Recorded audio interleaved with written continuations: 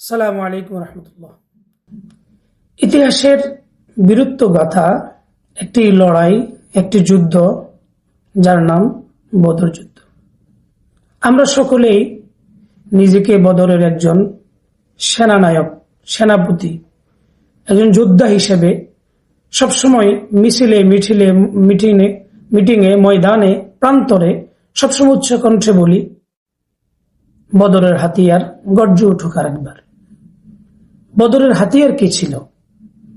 আমাদেরকে এই বিষয়টা খুব দিল দিয়ে অনুধাবন করা খুব অতীব জরুরি।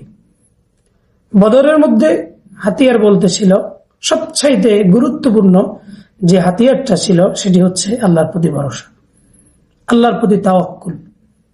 আল্লাহর প্রতি সবচাইতে সর্বোচ্চ ভরসা দিয়ে রাসূলুল্লাহ সাল্লাল্লাহু আলাইহি ওয়াসাল্লাম আজ থেকে প্রায় 1500 বছর আগে নিরস্ত্র একটি বাহিনী নিয়ে, সৎসাহস, আল্লাহর প্রতি তাওয়াক্কুল নিয়ে মদিনার সবচাইতে দুর্গম এলাকা, দুর্গম পথ পাড়ি দিয়ে মদিনা থেকে দক্ষিণ পশ্চিমে লোহিত সাগরের প্রান্তর ঘেঁষে, কোল ঘেঁষে অবস্থিত একটি আরব বণিকদের মেলার স্থান, ঐতিহাসিক বদর কূপের আশপাশে সংগঠিত সেই বদর যুদ্ধের প্রান্তরের মধ্যে গিয়ে দাঁড়িয়েছেন পৃথিবীর শ্রেষ্ঠ সেনানায়ক, শ্রেষ্ঠ সত্যবাদী ব্যক্তি রাসূলুল্লাহ সাল্লাল্লাহু আলাইহি ওয়াসাল্লাম। রাসূলের সেই সময়কালের, সেই মুহূর্তের সময়টা কেমন ছিল?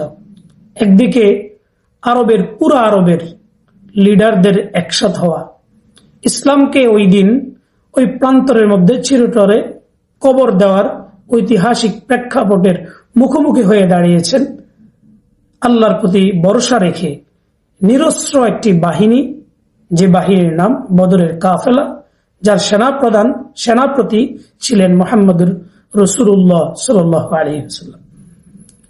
আপনি একটু ভাবুন, মুসলমানদের হাতে কিচ্ছু নেই, অস্ত্র নেই, ঢাল নেই, তলোয়ার নেই, ঘোড়া নেই, উট নেই, একদম যৎসামান্য বস্তু নিয়ে তারা দাঁড়িয়েছেন কার মুখোমুখি?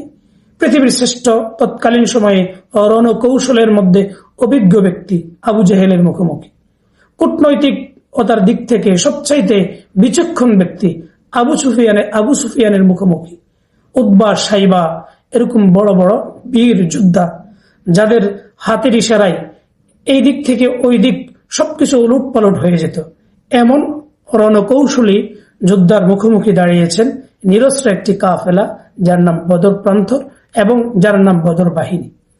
রাসূলুল্লাহ সাল্লাল্লাহু আলাইহি ওয়াসাল্লামের সেই দিনকার স্মৃতিচারণ করে আমরা এখন বলতে পারি 2013 সনের শাপলার সেই প্রান্তরে আমরাও সেদিন দাঁড়িয়েছিলাম নাস্তিকতার মূলোৎপাটন করার জন্য।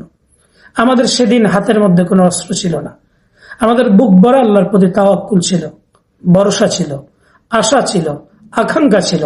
আমাদের ইচ্ছা ছিল গণজাগরণ মঞ্চ নামে তৈরি হওয়া নাস্তিক্যবাদী জনগোষ্ঠীর আস্ফালনকে আমরা চিরতরে মুছে দিব। আমাদের স্পৃহা আমরা সেদিন নিয়েছিলাম বদরের প্রান্তর থেকে, আমরা সেদিনকার স্পৃহা নিয়েছিলাম বালাকোটের ঐতিহাসিক শহীদী প্রান্তর থেকে, আমরা সেদিন স্পৃহা নিয়েছিলাম উহুদের ময়দান থেকে।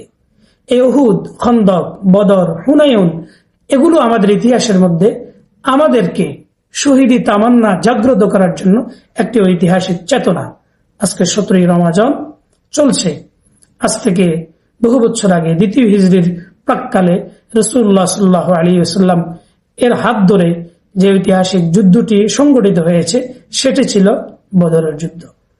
যেই নিরস্ত্র বাহিনীর হাতে জবুথুবু হয়ে একদম বালুকাময় জমিনের মধ্যে মুখ থুবড়ে পড়েছে রণকৌশলী যোদ্ধা এবং তৎকালীন সময়ের সুপার পাওয়ার যাকে মনে করা হতো আবু জেহেলের মতো এমন ব্যক্তি, তাও দুটি নাবালক বাচ্চার হাতেই তার প্রাণ গিয়েছে।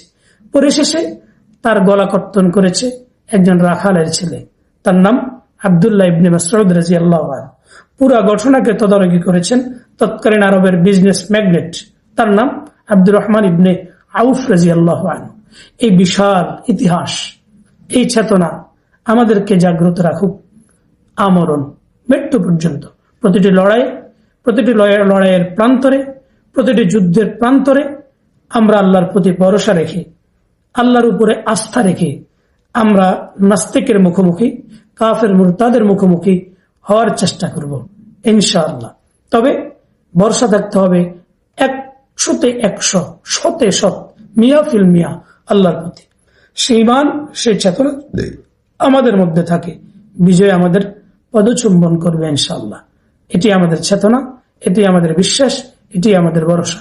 আল্লাহ আমাদেরকে বদরের চেতনায় চির উজ্জীবিত হয়ে ইসলামের কল্যাণে মাঠে ময়দানে প্রান্তরে কাজ করার তৌফিক দান করুক। আমিন।